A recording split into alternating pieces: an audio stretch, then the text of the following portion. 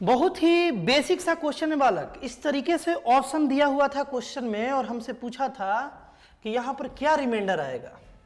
मतलब कि डिविडेंड ये है और डिवाइजर ये है।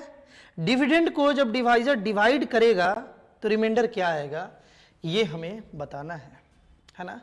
तो इसका अप्रोच क्या है कि जैसे हम लोग लॉन्ग डिवीजन मेथड बालक अपनाते हैं बिल्कुल उसी तरीके से सोचेंगे तो आसानी से इस क्वेश्चन को हम लोग सही कर पाएंगे मेरे भाई, एकदम आसानी से सही कर पाएंगे। ध्यान रहे कि जब भी डिवीजन के केस में हमसे रिमाइंडर पूछे ना डिवाइजर को छोटा करना है ना डिविडेंड को छोटा करना है।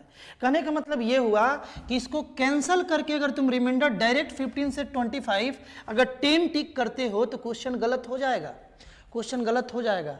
लॉन्ग डिवीजन अप्रोच से ही चलना होगा। जब भी रिमाइंडर पूछे ना डिविडेंड को चेंज करना है ना डिवाइजर को चेंज करना है। ध्यान रखो, चेंज करते ही आंसर गलत हो जाता है। अब एक बात बताओ कि इसमें अगर हम 1 से मल्टीप्लाई कर दें 1 से तो यही बात आएगा, यानी कि 15 इंटू 10 टू पावर 100 बात आएगा। अब यहां पर अगर इसको माइनस करें तो 25 इंटू 10 के पावर 100 से अगर माइनस करेंगे 15 इंटू 10 का पावर 100 तो जाहिर सी बात है 10 इंटू 10 का पावर 100 यहां पर बच रहा होगा। और लॉन्ग डिवीजन मेथड में हम जानते हैं कि जैसे ही यहां वाला वैल्यू इससे छोटा हो जाए तो वही रिमाइंडर हो जाता है। यानी कि रिमाइंडर मेरे भाई इस केस में यही है, यानी 10 इंटू 10 का पावर 100 ही रिमाइंडर है। बात क्लियर है ना। अब इसको क्लब कर दे दोनों को तो यहां पर पावर 1 और यहां 100 दोनों मिलकर के ये बात आ जाएगा, यानी 10 का पावर 101। ये राइट आंसर था, है ना।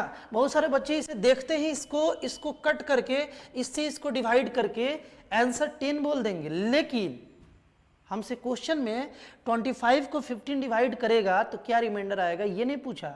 हमसे ये पूछा कि जब इसको ये डिवाइड करेगा तो क्या रिमाइंडर आएगा। तो वैसे केस में ना तुम डिवाइजर को छोटा बड़ा करो कैंसिल करके, ना ही डिविडेंड को। आई होप बालक इस क्वेश्चन को भी अच्छे से तुम समझ पाए होगे।